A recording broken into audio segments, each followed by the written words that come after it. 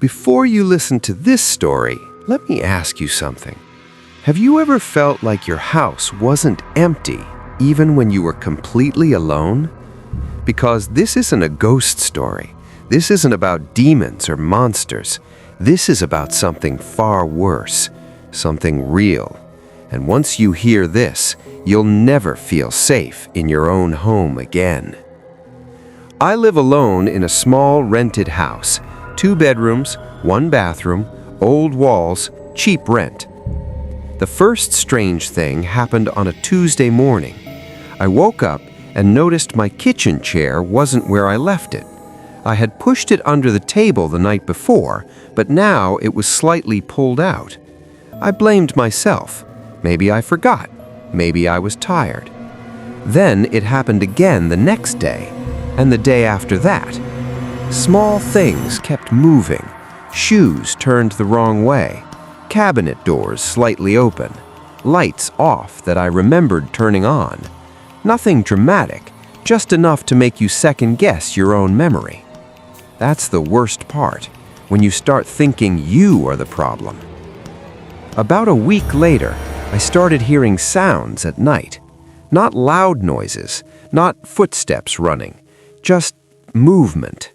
A soft shuffle, a floorboard creak, something brushing against the wall.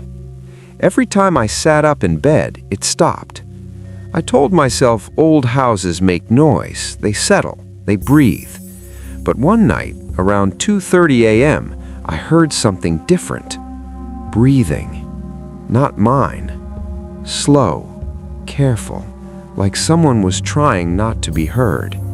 It was coming from the hallway. I held my breath, listening. The breathing stopped. Then I heard it again, closer, right outside my bedroom door. The next morning, I checked every lock, every window. Everything was secure. Still, I couldn't shake the feeling. So I did something I never thought I'd need to do.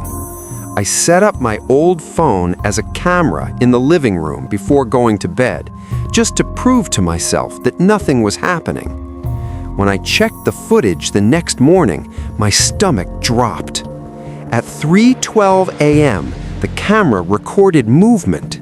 The front door didn't open. No windows moved. Instead, a shape slowly stepped out of the hallway shadow. A man, tall, thin, barefoot. He stood completely still for almost a full minute. Then he tilted his head and looked directly into the camera, like he knew. Then he turned and walked toward my bedroom. The footage ended there. I called the police. They searched the house, found nothing. No signs of forced entry, no fingerprints, no explanation. One officer asked me a strange question. Have you checked the crawl space? I didn't even know my house had one. They pulled a panel behind my closet. Inside was a narrow space between the walls, and inside that space, a mattress, empty food cans, bottles of water, and dozens of photos. Photos of me, sleeping, cooking, sitting on my couch, taken from inside my own house. The officer said something I'll never forget. He's been living here while you were. But that wasn't the worst part. The worst part was the timestamps. Some of the photos were taken while I was awake, while I was home, while I thought I was alone. One photo showed me asleep in bed, but in the corner of the frame, I saw movement under my bed. A hand gripping the frame, waiting. The police searched again. The man was gone. No trace, no arrest. They told me to stay somewhere else. I moved out that same night. 2 weeks later, in my new apartment, I finally slept peacefully. Until my phone buzzed at 2:47 a.m. A message from an unknown number. It said, "You left too soon." Then another message. "I liked watching you sleep." Then a photo. a picture of my new bedroom taken from the doorway. The last message read, "You never checked the ceiling." Police never found him. They said cases like this happen more than people think.